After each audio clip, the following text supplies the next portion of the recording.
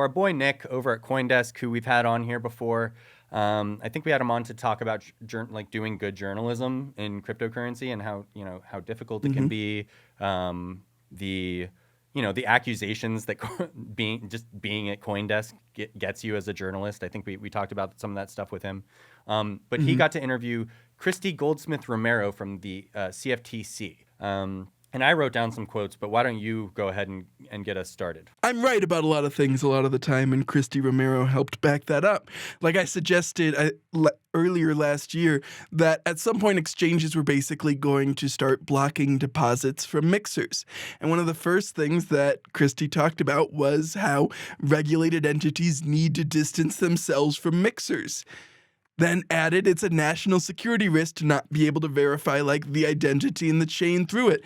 And that these exchanges and these regulators have a national security interest in making sure they're distant from these mixers.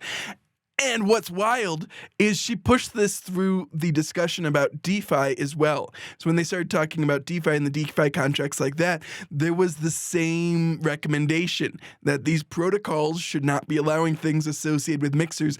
And there was even kind of the implication that these protocols have a responsibility to know who is using them.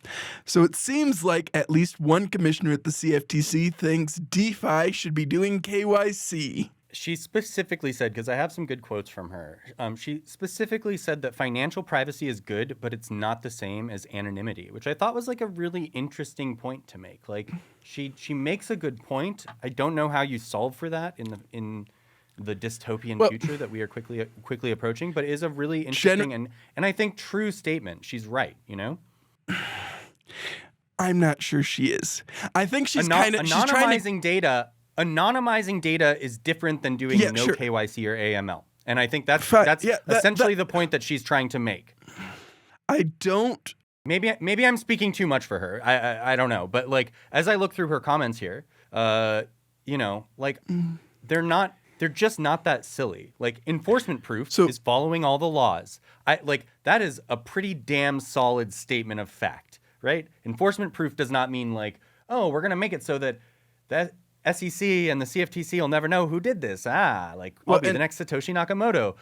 Good fucking luck, dude. You're probably not the next Satoshi Nakamoto. And that the best advice you could possibly give as a regulator is to say, if you don't want us to come down on you, make sure you dot your I's and cross your T's. It's reasonable. Almost everything is commodity. It can be a security too. A lot of these things are going to be securities. I heard a lot of stuff that was very reasonable and rational. Yeah. So yes, the enforcement proof actually was a specific reference to a specific CFTC case we've talked about on here, B0X/UkiDAO. Because in some of their internal communications, when they were preparing to hand over the BZX protocol to what was originally the BZX DAO, later UkiDAO, was that this will make us enforcement proof. And the CFTC press release when this came out was this isn't enforcement proof, and none of this is. And in the discussion surrounding UkiDAO, there were some interesting comments made.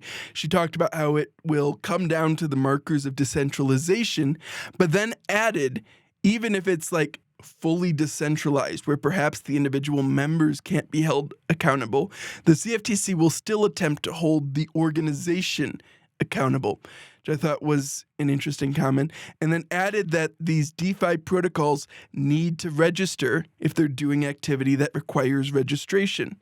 And so this in combination with the comments around privacy and anonymity in DeFi makes me think that her conception of DeFi is not really DeFi, right? What the CFTC is imagining here is privacy in the sense of a bank offers you financial privacy. They don't share your transactions with most people, but when the government needs your transactions, they can effortlessly get them. So you're not anonymous, but you're relatively private. I think that's the standard she was reaching for. But I think that maybe I'm putting too much emphasis on what I think she was trying to emphasize. But I do think she was mostly talking about centralized actors, exchanges. We're talking about lenders, exchanges, people spinning up their own cryptocurrencies and doing ICOs and, or DAOs doing it under the umbrella of a corporation. At some point, these people have to acknowledge they are not sufficiently decentralized at all. And then something is going to happen. Regulators will do something about that. They absolutely will. Yeah, and we've talked about this a little bit on here before, like in our UkiDAO episode I was referring to before. But like these cases have a serious implication for many DAOs, and especially their governance token holders. Because in the case of UkiDAO, they held it as an unincorporated association, and each of the governance member participants were potentially liable for the actions of the DAO, even if they voted against the law-breaking action, right? That was the thrust of the CFTC case against UkiDAO and their version of holding the organization accountable. There was also a class action lawsuit against UkiDAO in California. And recently, a judge there held all governance token holders potentially liable for the actions of the organization, even if they did not participate in voting. So if you have the token, even if you never vote it, or even if you vote against law breaking, you can still be liable for the law breaking that occurs. And so if those cases end up being seen through to the end, the implications on token-based governance and DAOs is massive, and to my impression, almost entirely unappreciated by people who participate in DAOs or hold governance tokens. I think that's right.